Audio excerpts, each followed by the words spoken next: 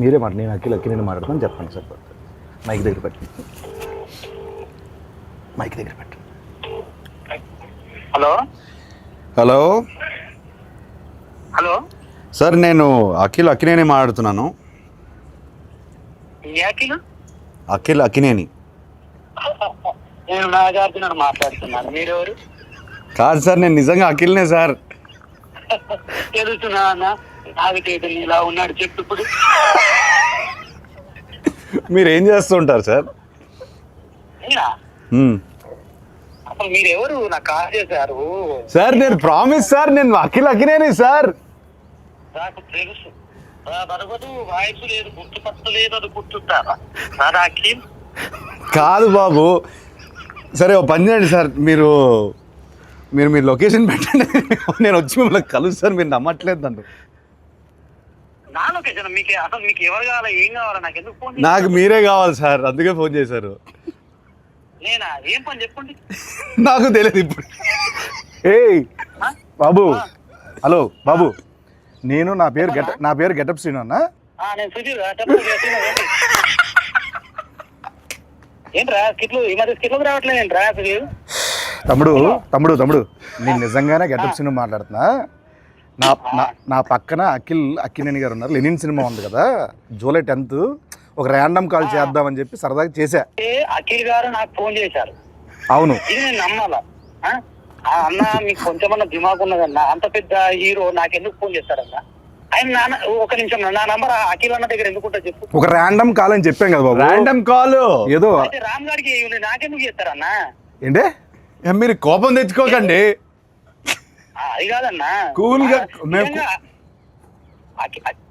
అఖిల్ గారు నాకు ఎందుకు ఫోన్ చేస్తారు చెప్పు, అంత పెద్ద ఆయన. అరే అంటే ర్యాండమ్ కాల్ కదా, అందుకే అది మీ దగ్గరకు వచ్చింది. సరే సరే నమ్ముతున్నా, అఖిల్ గారే ఫోన్ చేశారు, నమ్ముతున్నా. ఏం చెప్పండి బాబు. చెప్పండి అన్న.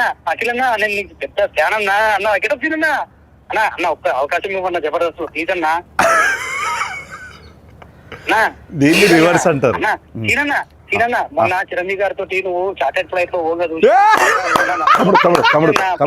తమ్ముడు చాలా ఎక్కువైపోయింది, తర్వాత ఫోన్ చేస్తా బాయ్. నమ్మట్లేదు. దొరికాడు ఆఖరికి. ఎందుకు అలానే ల్యాండ్ అవుతుంది? ఎందుకంటావు? కాదు సార్, ఇప్పుడు మిమిక్రీలు చేస్తానంటాడు, నేను సుధీర్ రా చెప్పరా అంట. ఇదంతా వదిలేండి సార్. కాసేపు మనం సమోసా కావాలి. నువ్వేం తినట్లేదేంటి? డైట్లో ఉన్నాను నేను. డైట్లో ఉంటే ఇలా ఉన్నావా? అలా లేదు, అలాగే ఉంది సార్ లుక్. అది అంటే మేము అప్పుడప్పుడు డైట్లోనే ఉంటాం. సరదాగా కూర్చున్నాం కదా, సరదాగా తినొచ్చు. సమోసా కావాలా? సమోసా కావాలి సార్. సమోసా అంటే గుర్తొచ్చింది సార్, మామూలు మీరు కుక్ చేస్తారు ఏమైనా? అప్పుడు హాలిడే ముందు ఏదో హాట్ వాటర్, గ్రీన్ టీ అట్లా. హాట్ వాటర్ ఎలా కుక్ చేస్తారు? దాని రెసిపీ చెప్పి ఒకసారి. రెసిపీ తిన్నాను sir. Good, very good manners, very good. Etiquette చాలా ఎక్కువ ఉంది. Thank you. హాట్ వాటర్ ముందుకు కావాల్సింది. హాట్ వాటర్ ఆపేయి. హాట్ వాటర్ సార్ కావాలి. సరే సార్, నాకు ఇంకోటి, నాన్నగారి సినిమాలో ఏదైనా మంచి సినిమా రీమేక్ చేయాలంటే ఏ సినిమా చేస్తారు మీరు?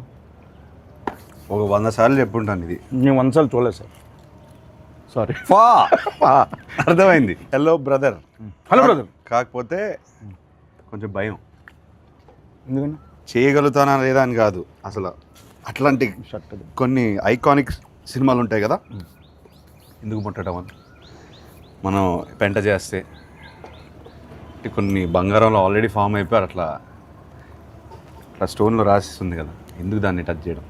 నాకెందుకో ఒక ఆధ్యాత్మిక చిత్రం కొన్ని సంవత్సరాల తర్వాత అన్నమయ్య లాంటి సినిమా చేస్తే బాగుంటుంది అనిపిస్తుంది. ఎందుకు? ఆ సౌమ్యత ఉంది. ట్రస్ట్ మీ, నిజం, ప్రామిస్, నిజం. ఏం చేయమంటావు చెప్పు. అన్నమయ్యనా? వెల్, అన్నమయ్య చేయమంటే ఇంకా భయపడతాను నేను. హలో బ్రదర్కే భయపడితే